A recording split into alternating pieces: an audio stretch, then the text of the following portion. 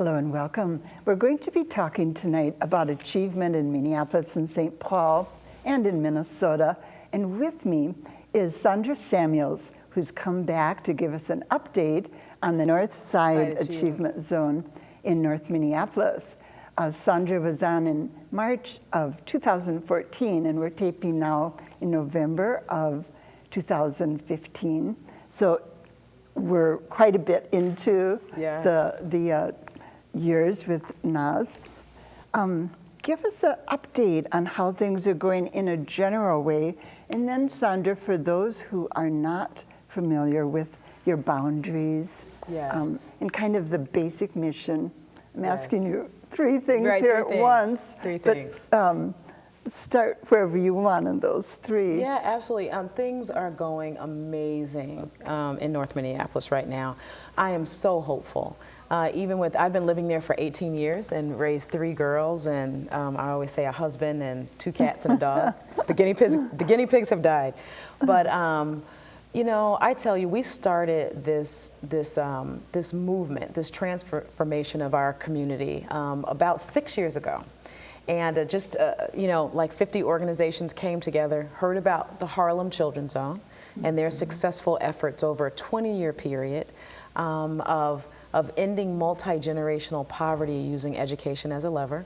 And we thought as a community, this is Minnesota. Why wouldn't we be able to do that here? If they can do it, we can do it. They can do it there, absolutely. You know, all of our, you know, men are handsome and women strong and children above average, right? Let's make it true. So 6 years ago, started as a community and said, we're gonna focus like a laser beam, focus light on a section of North Minneapolis that has the worst outcomes for children and families, looking at academics and so on. And so, you know, once we worked with the University of Minnesota to find our boundaries, 255 blocks in North Minneapolis, though we're much wider now, by the way, because our parents move. But as long as they stay in North Minneapolis, so you follow them. Absolutely. And our housing partners are the ones who are moving them. But they stay in North Minneapolis, they stay in our pipeline. But we too have created a pipeline. We've broken up the cradle to prison pipeline, or cradle to grave pipeline, or cradle to caseload, namely around girls who, if they were on welfare, were more likely to be on welfare when they turn 18. And so we've broken up those pipelines. I really believe that, and we've created this womb to work, cradle to career pipeline in the middle of North Minneapolis. About 44 partner organizations.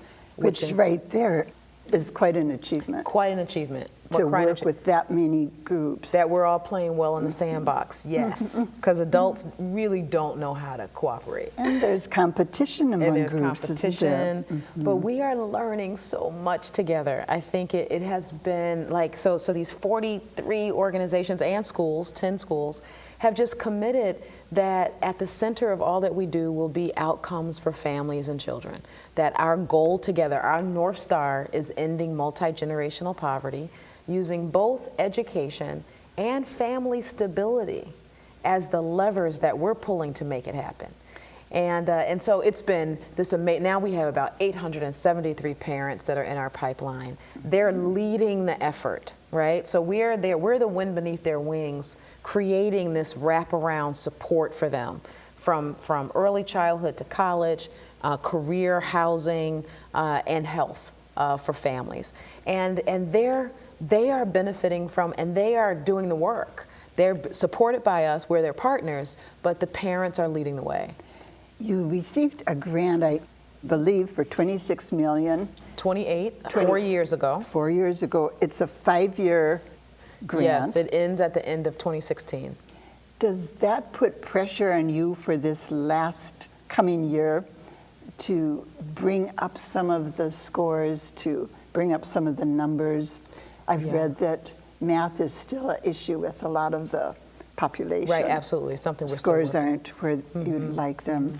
Middle school kids aren't doing quite as well as younger kids. Right, absolutely.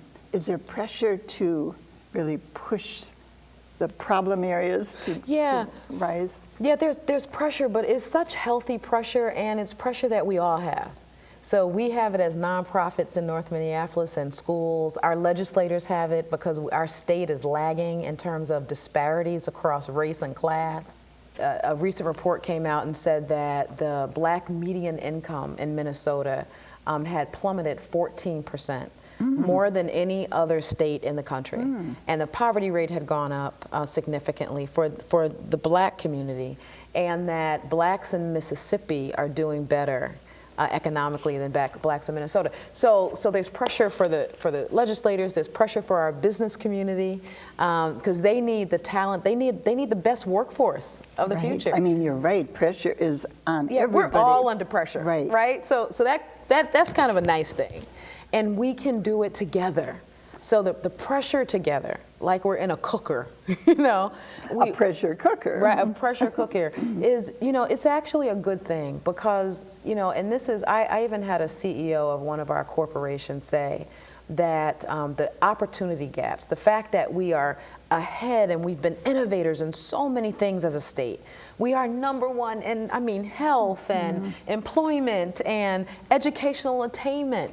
You know, employment for non-minorities. Absolutely. Right. You know, we're at the top. You know, we have the most bike lanes. I mean, you know, you name it, and we are at the very bottom when it comes to educating, when it comes to the economic viability of our communities of color and our low income. And a CEO said to me, you know, Sondra, he said, you know, it is an embarrassment. And we are committed to changing things, to locking arms. And I think that's the thing, the difference, Mary, when you talk about the pressure. It's not overwhelming for me because we're not doing it alone. And that's the difference. We've realized we can't. If, though, as a program you don't meet certain goals, does that mean the money dries up in the year at the end of 2016? Right. Well, so the significant funding was from the federal government, and certainly our local funders really stepped up to help us reach our budgetary goals. And in fact, we've had some wonderful gifts recently from Target and General Mills, and who have really led the way in investment to really look at the future beyond this federal grant, as well as Bush Foundation and, you know, so many, Northside Funders Group, so many foundations and organizations in the state have really been supporting us. And yes, there is an expectation that we would be part of the solution. I always say that North Minneapolis is ground zero, you know, for all of the disparities that our state is really not proud of. And that when we get it right by North Minneapolis, we have the formula to get it right across our communities. And we are scalable and we are replicable, and the kind of things that we're doing in North Minneapolis and the success that we're seeing is being replicated. It's happening also in St. Paul, through St. Paul Promise Neighborhood. It's also happening through something we call education partnerships in Greater Minnesota, in Red Wing, in St. Cloud, in Northfield. And we've all come together and really said, you know, we're all working for the same advancement of our children, kindergarten readiness, you know, doing well by 3rd grade reading, graduating high school, going on post-secondary. And though our communities might have different needs, fundamentally we're all the same in that we know that our children are our future. And if we don't do right by them, it is not economically viable for us as a state or a region. We cannot. We can't survive, and we can't keep the significant number of Fortune 500 companies that are in the state. I keep saying, Mary, they're not here for our beachfront property. They're here because we have historically had the most educated workforce. And diligent workforce, too. Absolutely, I think that absolutely. Comes in. I have some statistics that I want to run by you, and just quickly, because you've mentioned some that are key. But these statistics, as Sandra said, I think as Minnesotans we should be ashamed about. But some of them are positive, some aren't. Let me just do kind of a true false with you. And we don't need to comment much on any of them, but Minneapolis, St. Paul has the 5th highest median household income in the U.S. True or false? Well, you know, Mary, some of these, you know, I got to tell you, I think that's true. I think it's true. I believe it's true. Some of them, but listen to this. 75% of the families in your zone make 10,000 or less. Yeah, actually, it's 70% make 19,000 or less. Okay, so that Right. was false, Yep. but it's yes, on the yes, right. Yes, that's the thing. Like, So there's some merit to it, even though Right. the complete accuracy. But yes, 70% make $19,000 or less. Okay, that's good to know. 76% of whites in Minnesota own their own homes. 34% of African Americans do. That sounds about right. That sounds right. Sadly enough. Yeah, that doesn't seem right, does it? Right. And a quote from you, I'm sure you're going to say this is true. We have the highest racial unemployment gap in the country between people of color and white people.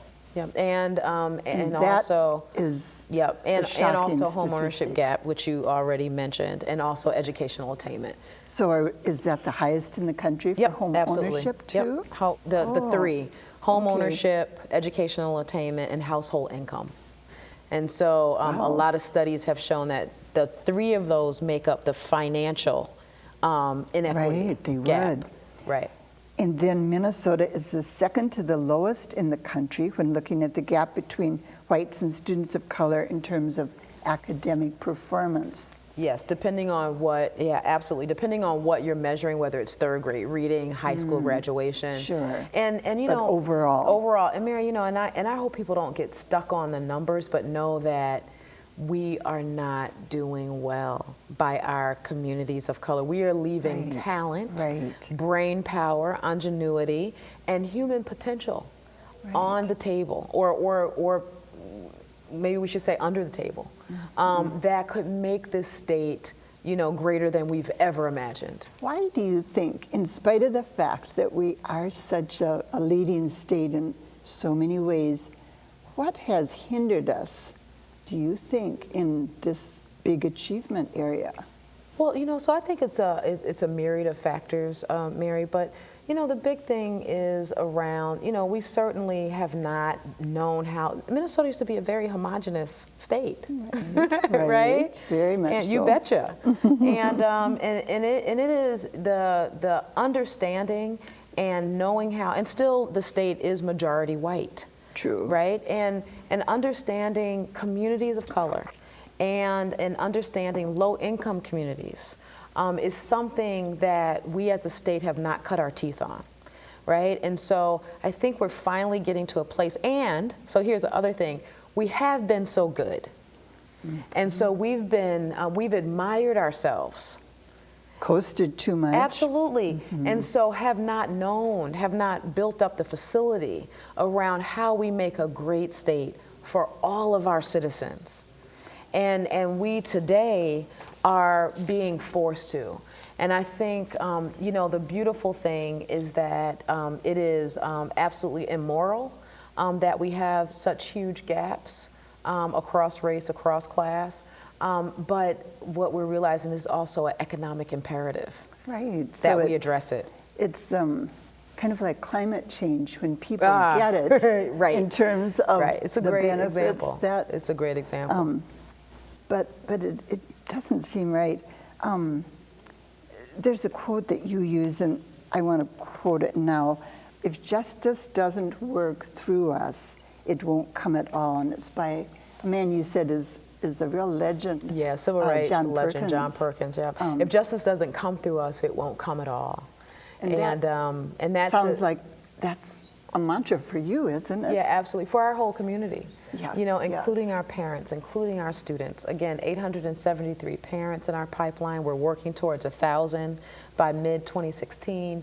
Over 1,800 students in our pipeline of success of this cradle to career. We're working towards 2,500, and we're seeing parents step up in leadership ways that you would not imagine. Mary, I mean, graduating from our parenting education classes, saying what's next, increasing their facility in terms of what it takes to really create a college-bound home, to take leadership at the Capitol and ask for more funding for early childhood, you know, to go to their schools and ask to partner with their teachers around their children's education.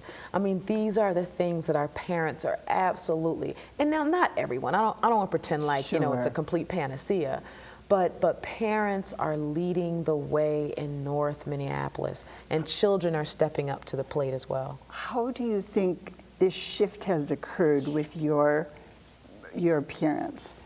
I'll tell you how. I know you have coaches. Yep, we have NAZ connectors who are from the community. We have about 20, and they are neighbor leaders. We call them family coaches or NAZ connectors, and they work with the families as a partner.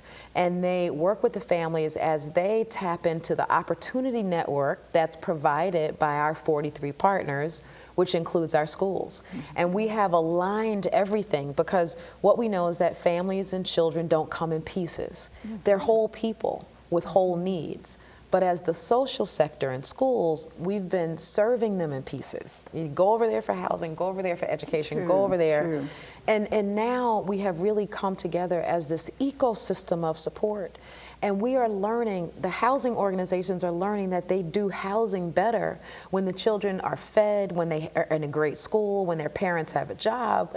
The career organizations are realizing they do much better when the kids are in the great school, when they have early childhood places, high quality to go, you know. And so the schools, we all know that that when we really believe in the human potential, and that's the thing, Mary, that if you would ask me what the thing that I've learned the most, and I think my partners would say it, is the human potential that is innate in all of us.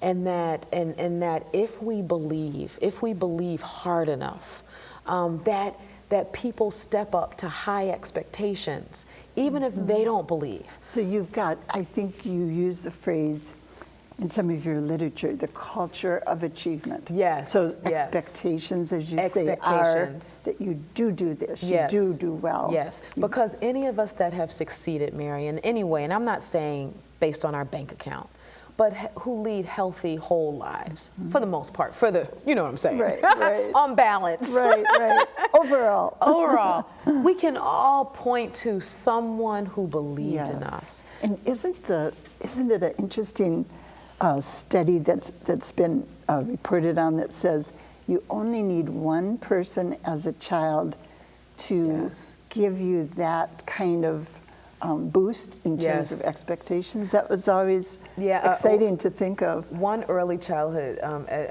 education specialist, I can't remember his name, he said that someone has to be irrationally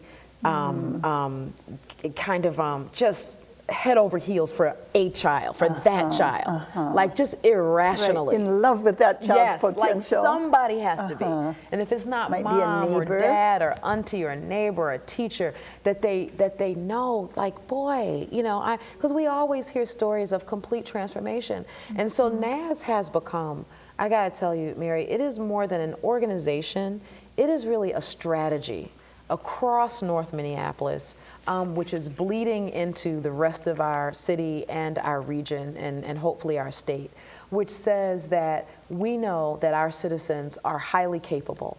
And when they have the right supports, irrespective of skin color and class and what zip code you're born into, but when they have the right supports, the supports that many of us who are middle class take for granted, right? Yes. That they absolutely, if you put a tree in sun and you give it enough water and the soil is good, it is going to grow. Great analogy. I want to ask you, we're getting close to time here. Yes. But just Friday, we're taping in early November. The Star Tribune reported on a class action suit. Now, the headline up. And as I read about this, I thought, what will Sondra think, you know, in terms of your reaction to the suit? And I think most of you probably have heard about it. The civil rights attorneys that filed the suit are saying that we must do more to integrate our schools in Minnesota, but specifically Minneapolis, St. Paul, although the suit is filed against the state. Right. Your reaction to the suit?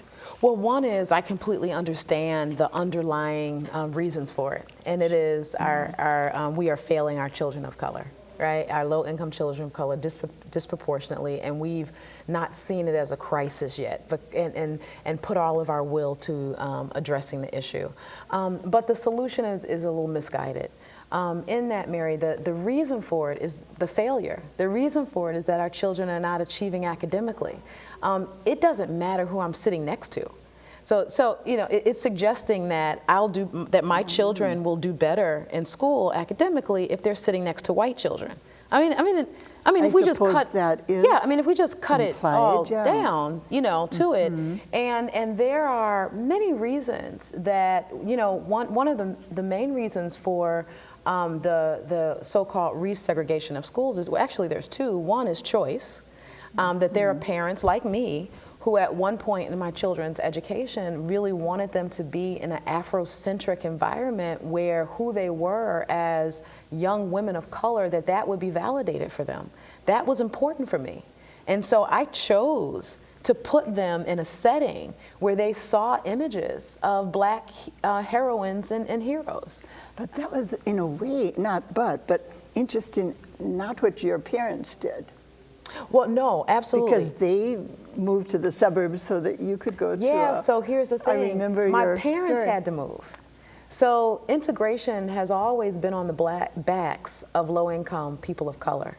So, you know, let's play this out to the logical conclusion. And what I mean by that is, I was from Newark, right? Right. Newark is very similar to North Minneapolis, but just multiply the number of African Americans by 1,000. And anyway, there wasn't a big influx of white middle-class people to Newark during integration. No. No.